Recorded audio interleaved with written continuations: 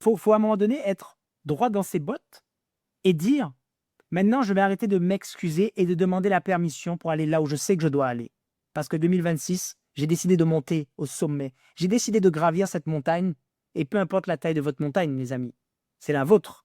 Ça veut dire que votre montagne, ça peut être la Soufrière.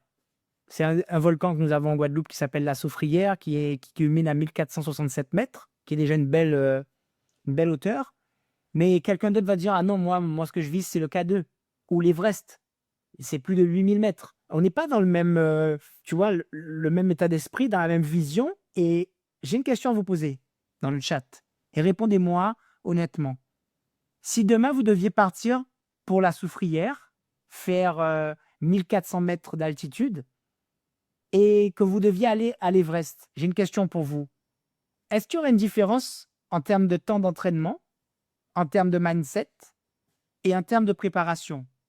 Oui ou non? Est-ce que vous pouvez me dire demain: «Christopher, allons monter à la Soufrière».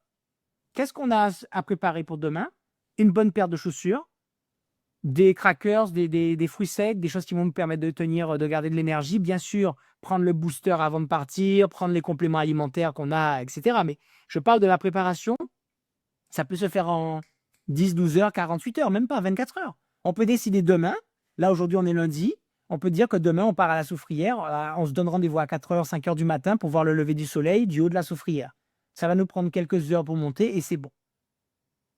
Mais la question, si demain je vous dis: «On part pour l'Everest», qui me suit dans ma folie?